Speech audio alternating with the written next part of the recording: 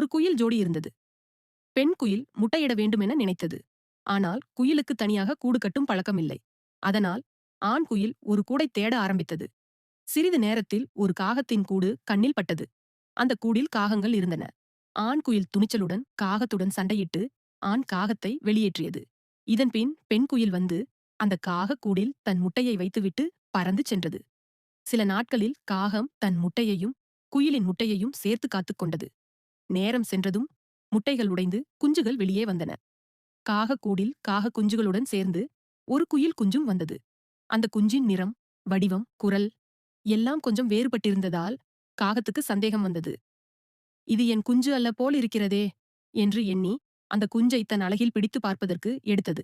ஆனால் அந்த நேரம் காகம் சந்தேகத்துடன் அந்த குயில் குஞ்சை தன் வாயில் கொத்திக் கொண்டது. அந்த குஞ்சு துன்பத்தில் துடித்தது. கதையின் நெறி: குயில் குஞ்சு எந்த பாவமும் செய்யவில்லை. ஆனால் பிறந்த இடத்தின் காரணமாகவே துன்பம் அனுபவித்தது.